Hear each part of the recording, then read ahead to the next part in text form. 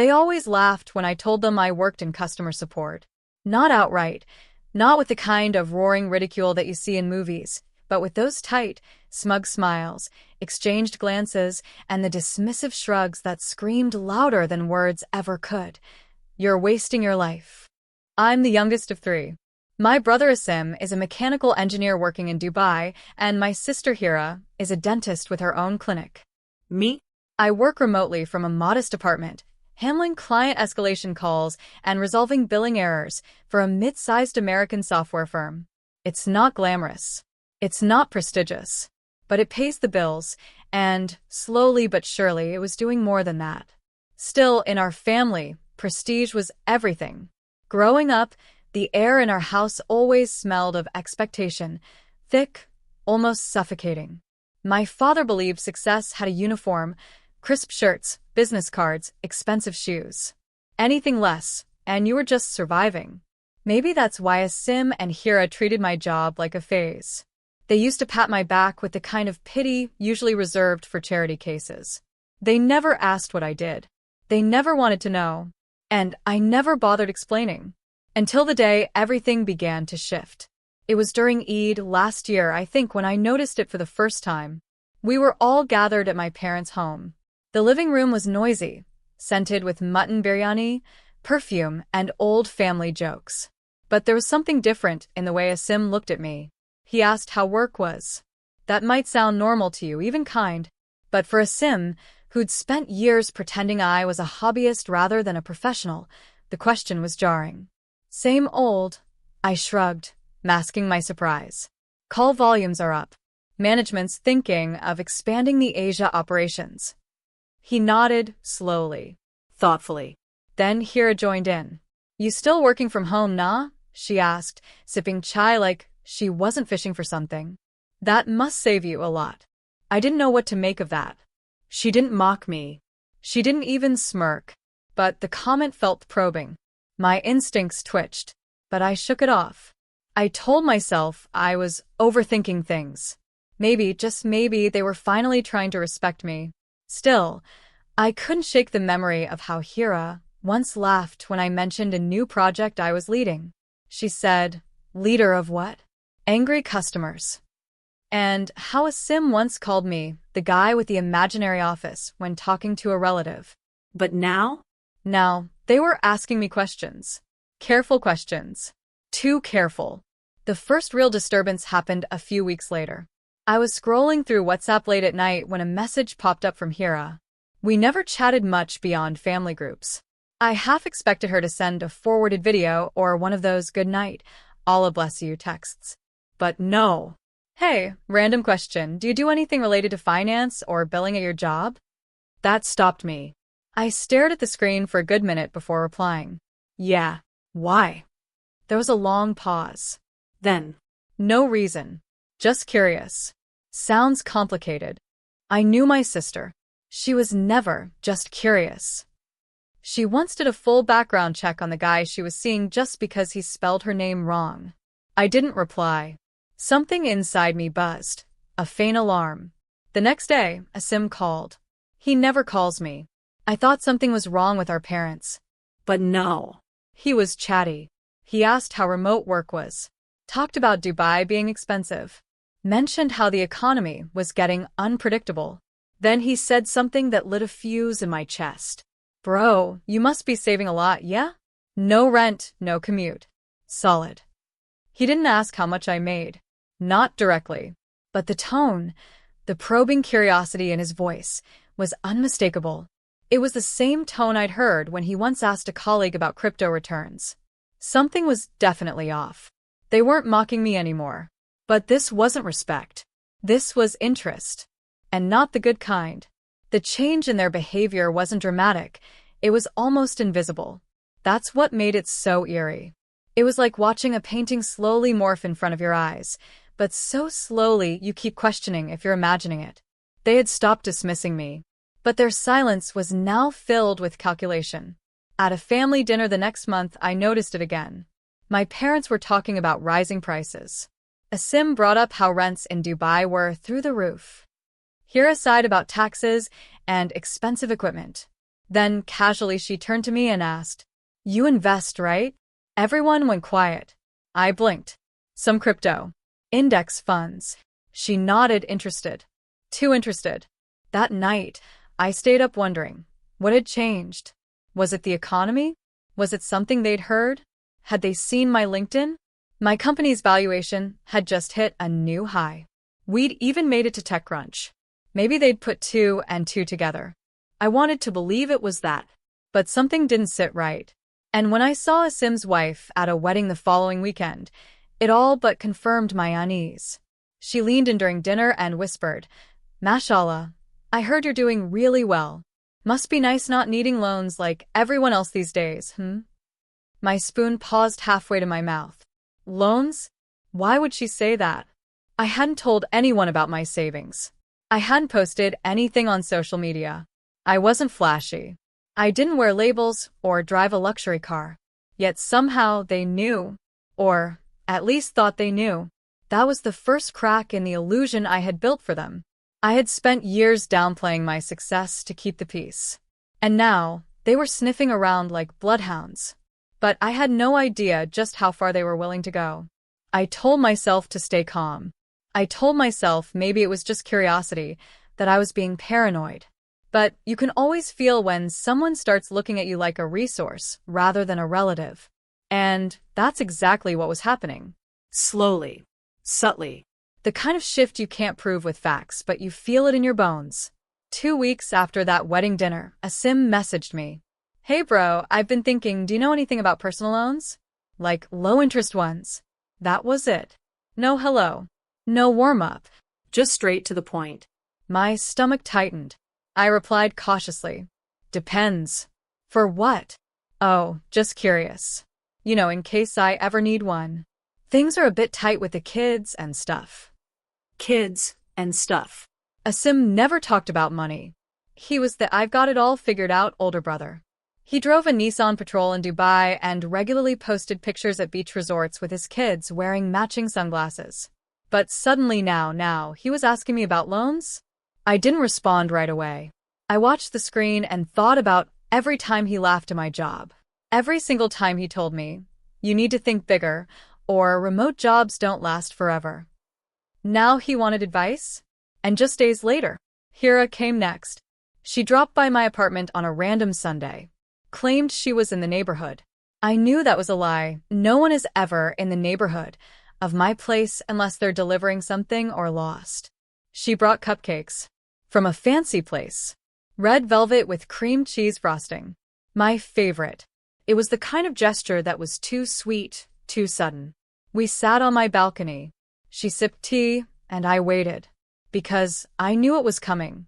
And it did. "Do you think it's smart to invest in gold these days?" she asked casually. I blinked. "I don't know. I stick to funds mostly." She smiled. "You've always been good with numbers. I bet you've saved more than all of us." I didn't reply. She looked at me over her cup. "Honestly, I envy you. No kids. No rent. Flexible job. You've got freedom." I shrugged. "It has its downsides." "Still," she said, leaning forward slightly. "Must be nice to have extra cash lying around." There it was. The phrase that confirmed everything. Extra cash lying around. It echoed in my ears.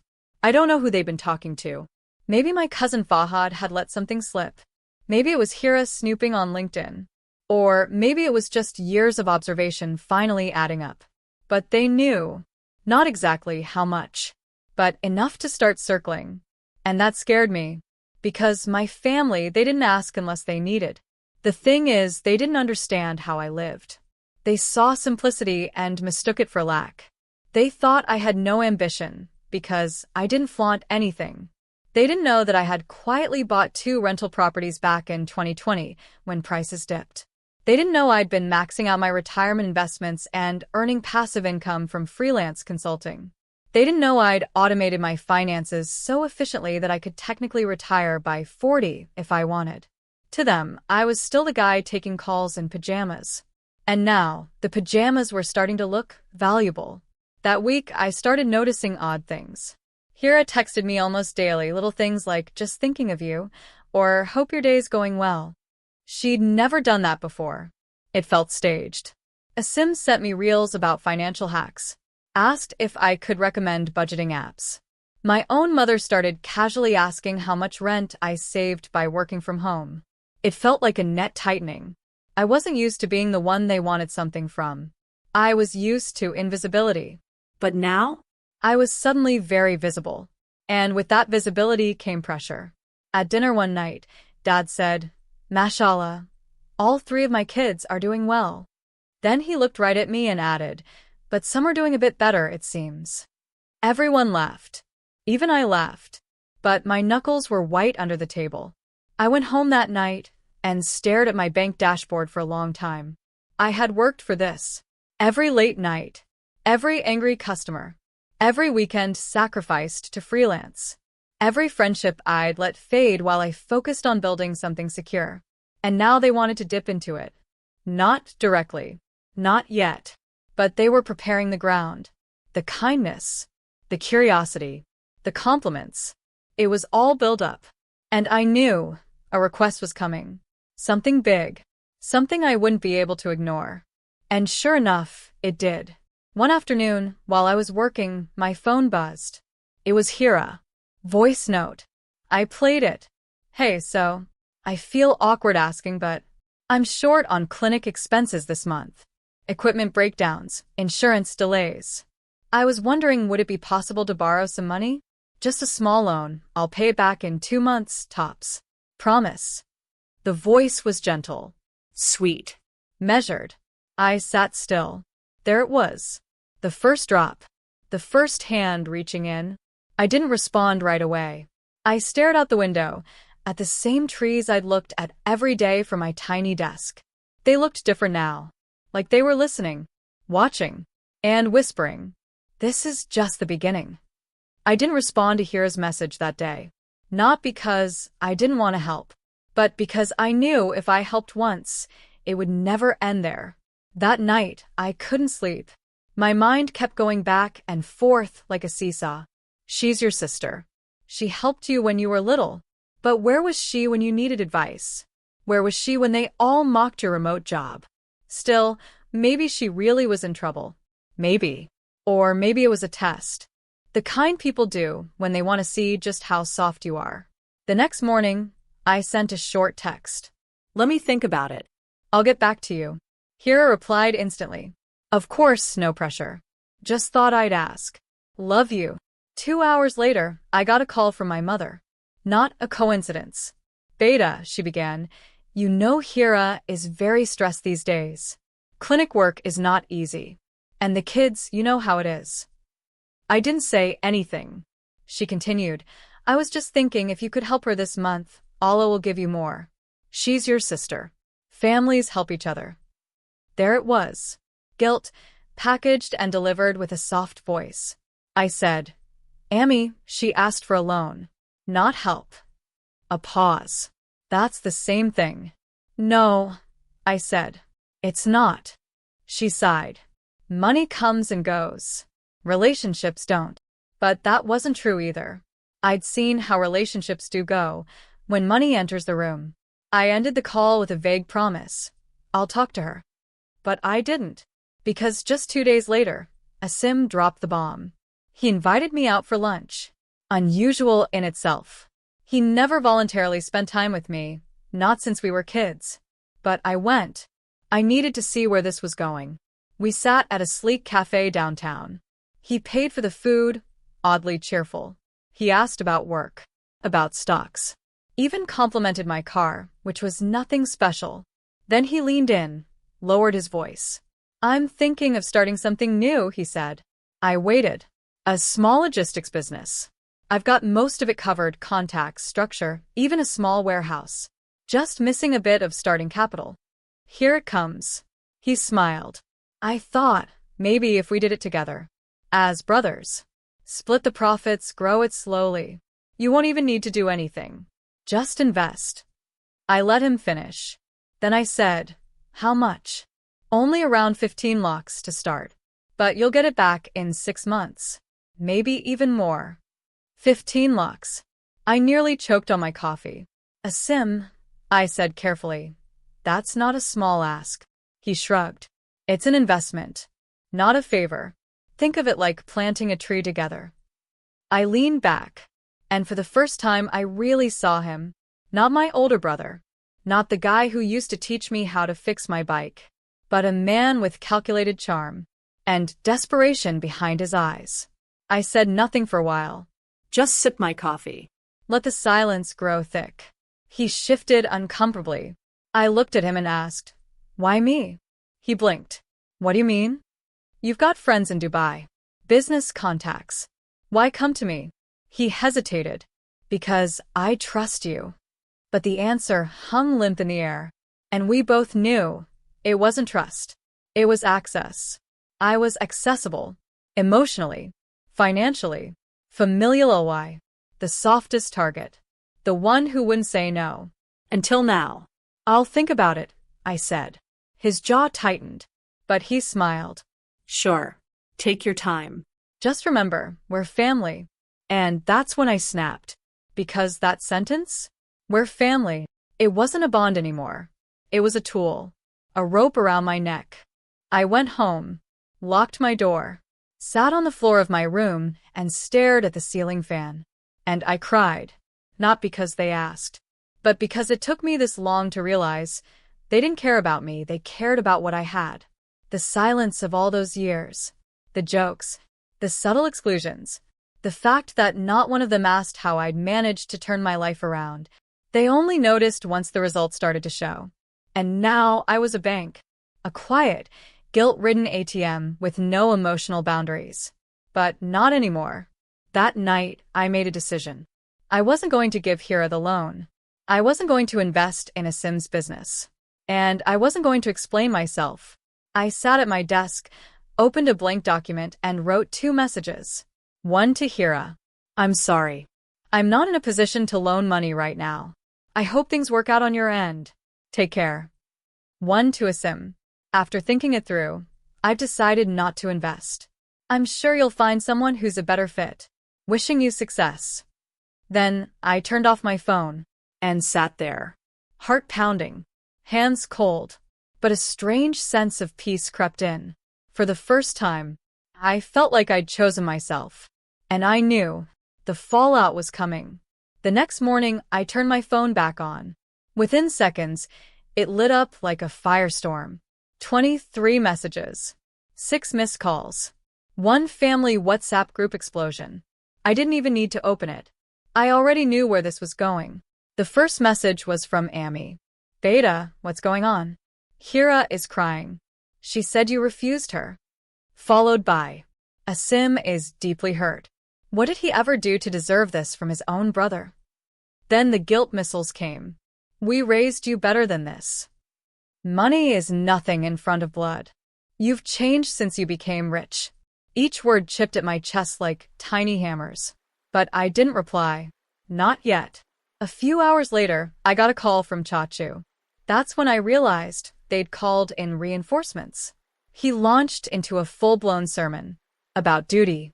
About pride. About not letting success ruin one's values. He ended it with, "Beta, this family has always stood by you. We even tolerated your strange work choices." Tolerated. That word made something snap inside me. They hadn't supported me. They had tolerated me. As if I were a stubborn infection they had to wait out. I thanked him for the call and hung up. Then finally, I did something I should have done years ago. I left the family WhatsApp group. Not silently. I typed 1 message first. "For years, you all laughed at me, ignored me, doubted me. Now that I've found stability, suddenly I'm family again. But only because I can be of use. I wish you all peace, but I'm done playing the role of the obedient fool. Please respect my space. I'll always be here in emergencies, but don't confuse that with availability for convenience." And then I tapped exit group. I thought that would bring me relief. Instead, I sat on my sofa, heart thudding like a drum, hands shaking uncontrollably. My entire life, I had been the peacemaker, the one who bit his tongue, the one who absorbed insults to avoid confrontations. Now, I'd just thrown a match into a pile of dry history. And I didn't know if I was burning bridges or finally finding light. Over the next few days, the silence was brutal.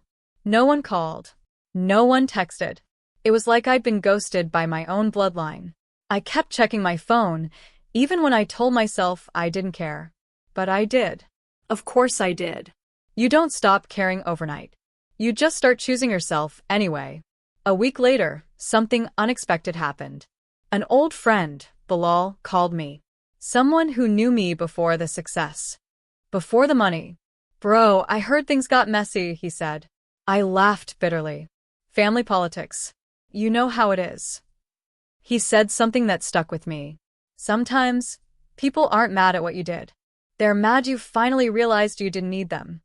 That hit like a bullet. Because that's what it was, wasn't it? They weren't angry that I refused the money. They were angry that I set a boundary. They were angry that I stopped playing the role they assigned me years ago. The role of the backup plan, the emotional punching bag, the one who always said yes. I was speaking at a local entrepreneurship panel, sharing my journey, my failures, my awkward beginnings. And I saw her. Amy. Sitting quietly in the third row, her dupatta wrapped around her shoulders. After the event, she approached me. I didn't understand your world, she said. I still don't. She placed a warm hand on my cheek. But I'm proud of you. That broke me. In the best way. We hugged, really hugged, for the first time in years. She didn't ask for money. Didn't ask for anything. She just showed up. And maybe that's all I ever wanted. Not validation. Not praise. Just to be seen. To be respected. And that day I was fully, freely, finally. I thought that was the end of it. That the healing had begun. That the cycle was broken. But sometimes, closure isn't a door gently shut. Sometimes, it's a mirror cracked just enough to show you something you missed. It happened during Eid. We'd all decided, for the first time in years, to spend it together under one roof. A rented farmhouse on the outskirts of Lahore. Nothing fancy, but peaceful. We cooked, played cards, even danced.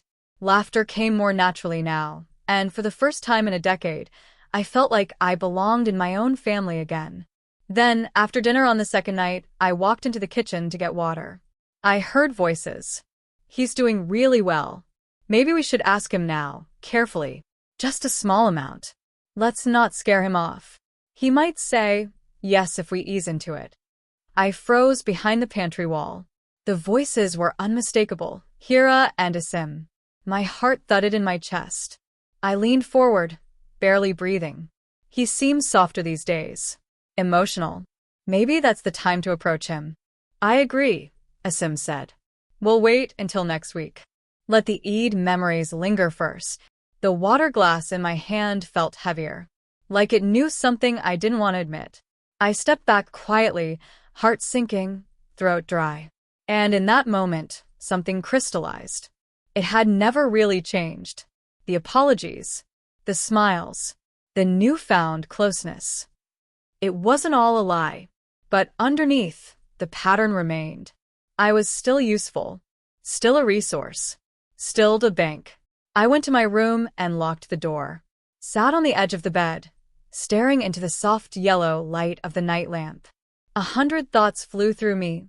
Betrayal, sadness, rage. But most of all, clarity. They had changed just enough to look like love. But not enough to be love. Not truly. And I had walked right into it, arms open, wanting so badly to believe we were different now. I picked up my phone, scrolled through months of messages, read every sweet note, every "we miss you," every compliment disguised as connection. And I saw it now.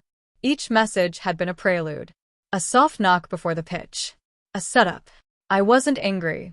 Not like before. I was done. The next morning, I packed quietly.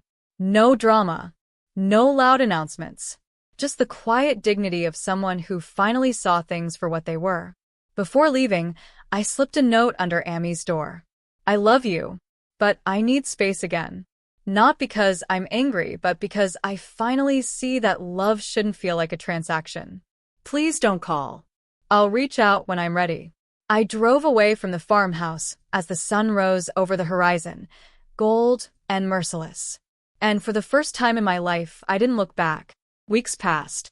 Then months. I didn't block anyone. I didn't fight. I simply disconnected. Like removing a charger from a phone that didn't need it anymore. During this time, my business tripled in scale. I launched an educational platform for underprivileged youth. Started mentoring women from smaller towns on freelancing and financial freedom. Ironically, my story, the pain, the betrayal, had become part of my brand. And people resonated with it. It turns out, a lot of people get mocked by their own blood. A lot of people rise anyway. And many don't just rise, they fly. I was one of them.